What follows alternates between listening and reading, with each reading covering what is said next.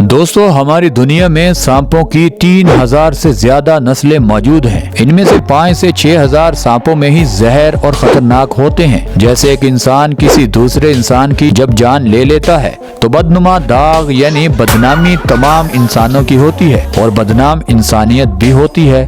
उसी तरह इन सांपों में कुछ सांप ही जहरीले हैं, मगर डर दुनिया के तमाम सांपों से ही हमें लगता है। आज का टॉपिक बहुत इंटरेस्टिंग है, क्योंकि जिस सांप की जहर का एक कतरा 10 लोगों को मारने के लिए काफी होता है, वही जहर का कतरा कई इंसानों की जिंदगियां बचाने के लिए भी काफी होता है। हमारी दुनिया में ऐसे भी जहरीले सांप मौजूद हैं जिनके डसने पर कुछ लोग तो मौके पर ही मर जाते हैं और कुछ लोगों की ये बॉडी में जहर फैलाकर उन्हें ये जहर तड़पा तड़पा कर मारता है। आज की वीडियो मुकम्मल देखिएगा, यकीनन आज की वीडियो आपको हैरान करने में कोई कसर नहीं छोड़ेगी। इसीलिए इस वीडियो का कोई भी सीन चाहकर भी मिस मत कीजिएगा, वरना मजा थोड़ा किरकिरा हो सकता है। दोस्तों, वीडियो में आगे बढ़ने से पहले फैक्ट्स इन उर्दू को सब्सक्राइब कर लीजिए ताकि हमारी हर न्यू वीडियो सबसे पहले आपको मिल सके। दोस्तों, कुदरत ने दुनिया में हर चीज किसी न किसी मकसद के लिए बनाई है। आपको सुनकर थोड़ी हैरानी होगी कि ये सांप आपकी और आपके प्यारों की जिंदगियां बचाने के लिए ही कुदरत ने पैदा किया है। जहां हर साल इंसान इन सांपों के काटने से मरते हैं, वहीं हर साल इन सांपों की जहर से करोड़ों लोग अपनी जिंदगियां भी बचाते हैं। सांप के जहर के कुछ कतरे इंसान को मौत के मुंह से निकाल सकते हैं। आपने ये तो सुना होगा कि लोहे को लोहा काटता है। आज आप ये भी याद रखना कि जहर को जहर ही काटता है। अब आप यकीनन सोच रहे होंगे कि आखिर इस सांप से जहर निकाला कैसे जाता है। इस सांप का जहर हमारे किन किन कामों में इस्तेमाल होता है? क्या वाकई ही जो हम मेडिसिन ले रहे हैं उसमें जहर होता है? यही हम डिटेल में आपको समझाने वाले हैं। आपको दुनिया के हर कोने में सांप नजर आ जाएंगे जिनका जहर हमारे काम आता है, मगर 5 से 6000 सांपों की नस्लें ही ऐसी हैं जिनका जहर हमारे काम आता है। आपको सुनकर थोड़ी हैरानी होगी कि दुनिया में जितनी नस्लें सांप की मौजूद हैं, उनमें मुख्तलिफ किस्म का ही जहर पाया जाता है और मुख्तलिफ कामों में ये जहर इस्तेमाल होता है। दुनिया की आधी से ज्यादा आबादी इन सांपों के जहर की वजह से ही बची हुई है। अगर आपका कोई प्यारा high blood pressure, heart disease, cancer, high बीन और कई तरह की मोजी बीमारियों में मुब्तला है, तो आपको इन सांपों का शुक्रिया अदा करना चाहिए। जिस सांप को देखते ही हम मारने के लिए दौड़ते हैं, वही सांप आपके प्यारों की जान बचाने के लिए अपनी सबसे कीमती चीज वो है जहर, वो देता है, जिससे तमाम खतरनाक बीमारियों की मेडिसिन तैयार होती है। यानी यही वो सांप है जिसको हम बहुत बुरा समझते हैं। यही सांप आपके प्यारों और हमारी जब हम बीमार पड़ते हैं तो हमारी जान बचाने में हेल्प करता है। दोस्तों, सांपों में ब्लैक मम्बा से लेकर दुनिया का खतरनाक जहरीला सांप किंग कोबरा, ये सभी सांप आपकी जान बचाने के काम आते हैं। यहाँ तक कि जब ये सांप किसी इंसान को काट लेते हैं तो इंसान की जान बचाने के लिए जो एंटीडोट लगाए जाते हैं, वो भी इन्हीं सांपों की जहर से ही तैयार होते हैं। हालांकि सभी सांपों की जहर की कंपोजिशन अलग अलग होती है, फिर भी उनके जहर में कई ऐसे एंजाइम, मेटल आयंस और प्रोटीन्स पाए जाते हैं जो हार्ट अटैक के बाद खून का थक्का बनने से रोकते हैं। एक रिपोर्ट के मुताबिक हार्ट के फेल होने पर सबसे ज्यादा कारआमद मेडिसिन वो होती है जिसको सांप के जहर से तैयार किया जाता है। इसके अलावा शुगर और ब्लड प्रेशर को कंट्रोल करने में भी इन सांपों की जहर का बहुत किरदार है। अब आपको सुनकर थोड़ी हैरानी होगी कि आखिर इतनी कीमती जहर की कीमत क्या होगी।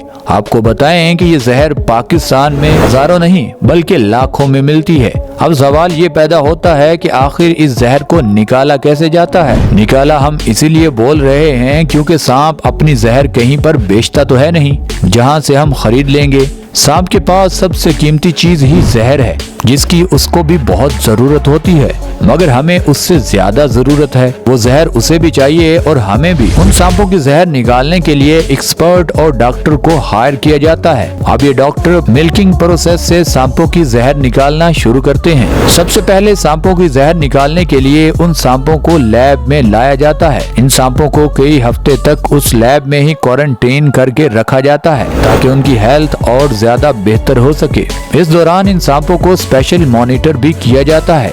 इन सांपों के जहर निकालने से पहले कई टेस्ट भी किए जाते हैं ताकि इनकी सेफ्टी का अच्छे से ख्याल रखा जाए। इसके बाद सांप को पहले मिल्किंग रूम में लाया जाता है जहां स्नेक हैंडलैंड सांप के ग्लैंड से जहर निकालते हैं।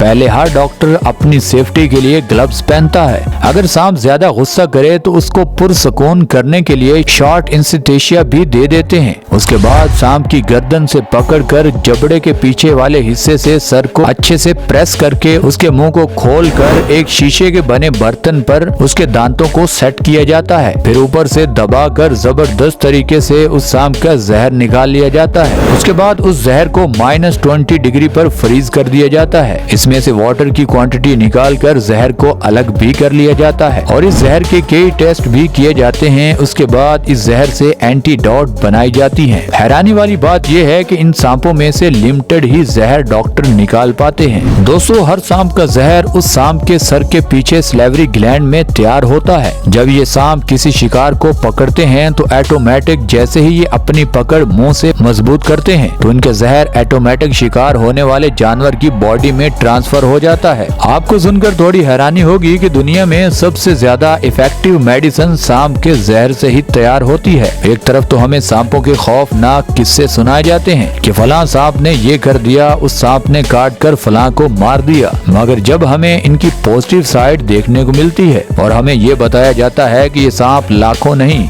बल्कि करोड़ों लोगों की जान बचाने के भी काम आते हैं, तो एकदम हमारा दिमाग सुन्न हो जाता है और हम ऊपर देखते हैं कि अगर कुदरत ने इतने खतरनाक जानवरों को बेमकसद नहीं बनाया तो जो जानवर हमें लगता है कि ये अच्छे हैं वो हमारे लिए कितनी बड़ी नेमत है। दोस्तों, आपको ये भी बताते चलें कि जैसे हर सांप की जहर दूसरे से मुख्तलिफ होती है, उसी तरह इन सांपों की जहर की कीमत भी अलग अलग होती है। पिगमेई रैटल स्नेक की जहर सबसे ज्यादा कीमती होती है।